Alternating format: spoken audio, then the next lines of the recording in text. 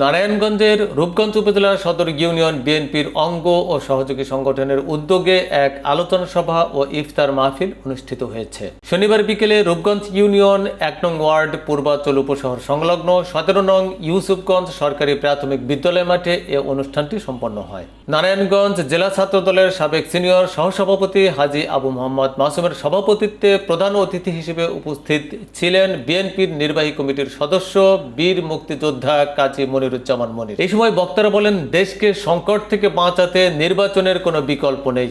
সংস্কারের নামে আর নির্বাচন বিলম্ব করা যাবে না। বিএনপির বিরুদ্ধে ষড়যন্ত্র এখনো অব্যাহত রয়েছে। তাই দেশের গণতন্ত্র ফিরিয়ে আনতে এবং আগামীর রাষ্ট্র গঠনে বিএনপির সিনিয়র ভাইস চেয়ারম্যান তারেক রহমানের ৩১ দফা বাস্তবায়নে সবাইকে এক থাকতে হবে। পরে বিএনপির chairperson Begum Khaleda Zia, senior vice chairman Tarique Rahman সহ দলের শীর্ষ নেতাদের সুস্বাস্থ্য ও দীর্ঘায়ু কামনা করা হয়। আমাদের রূপগঞ্জ প্রতিনিধি রনি আহমেদের পাঠানো ভিডিও চিত্রে থাকছে বিস্তারিত।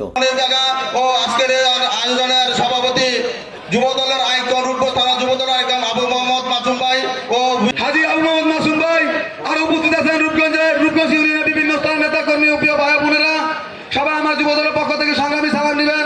আসসালামু আলাইকুম। প্রধান অতিথি রণাঙ্গনের বীর মুক্তিযোদ্ধা কাজী মনিরুজ্জামান মনির, আজকের অনুষ্ঠানের সভাপতি আমার শ্রদ্ধাভাজন বড় ভাই আবু মোহাম্মদ মাসুম ভাই।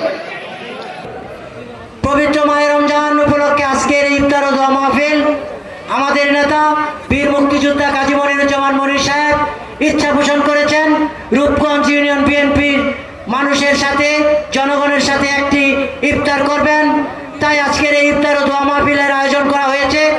আজকের এই ইফতার মাহফিল আয়োজন করার ক্ষেত্রে আমাদের রূপগঞ্জ ইউনিয়ন বিএনপি অঙ্গ সংগঠনের ১ নং ওয়ার্ডের বিশেষ করে যুবদল ও ছাত্রদলের নেতাকর্মীরা বিশেষভাবে দায়িত্ব পালন করেছে।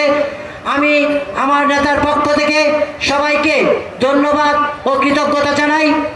তো আমি আর পক্ষে ধন্যবাদ ও কৃতজ্ঞতা জানিয়ে আমি আমার আলোচনা এখানে সমাপ্ত করলাম।